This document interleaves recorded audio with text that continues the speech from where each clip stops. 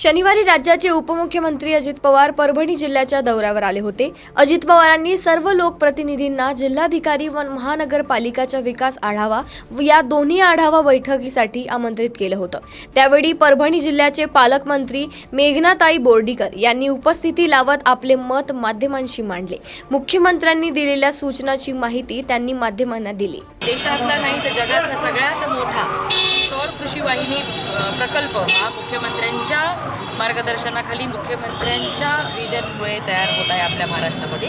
आणि त्या प्रकल्पाला जर लोकल कोणी गाव पातळीवरचे नेते किंवा आमदार खासदार जरी अडथळा आणत असतील तर त्यांच्यावर सुद्धा गुन्हे दाखल करा अशा कडक सूचना मुख्यमंत्री महोदयांनी दिल्या आहेत। त्यामुळे सोलार पार्क ज्या महाराष्ट्रामध्ये मोठ्या प्रमाणात 16,000 मेगावॅट ऊर्जा निर्मितीच्या उभा राहणार आहे त्यामध्ये कुठलाही अडथळा कुणाचा आला नाही पाहिजे। रेकॉर्ड टाईममध्ये हे पूर्ण झाले पाहिजे। आज बैठक झाली का? बैठकीमध्ये नेहमीच आपण अजितदादा ज्या पद्धतीने शिस्तीने आणि नियमानुसार काम करतात त्या शिस्तीचं नियमाचं उदाहरण इथं बघायला मिळालं। सगळ्या आपल्या जिल्ह्यातले जे काही अधिकारी आहेत त्या अधिकारी वर्गाला सुद्धा शिस्तीत आणि वेळेत काम पूर्ण करण्याच्या सूचना अजितदादांनी दिल्या।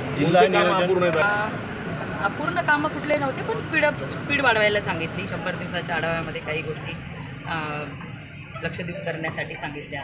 जिल्हा नियोजनच्या सगळ्यांना होणार असं सांगितलेलं आहे। त्यामुळे आपल्या जिल्हा नियोजनमध्ये सगळं काही सुरळीत आहे, यापुढे सुद्धा होणार सुरळीत। शेतकऱ्यांचा रोष